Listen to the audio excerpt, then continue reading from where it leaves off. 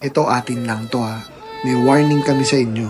Huwag na huwag kang pupunta sa Japan kung ayaw mo ng convenience. Like transpo, on time. Food, laging ready at masarap. Toilet, high-tech.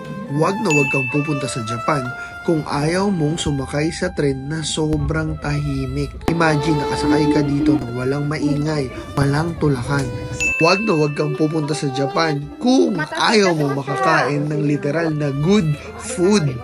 Huwag ka nang tumuloy kung hindi mo rin naman kayang ma-addict sa ramen, sa onigiri, sa sushi, sa matcha ice cream at kung ano-ano pa.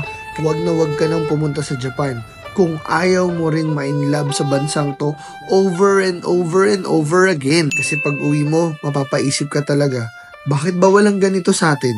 Japan will ruin other countries for you. And sure, you'll gonna miss it the moment you leave. So, yun lang.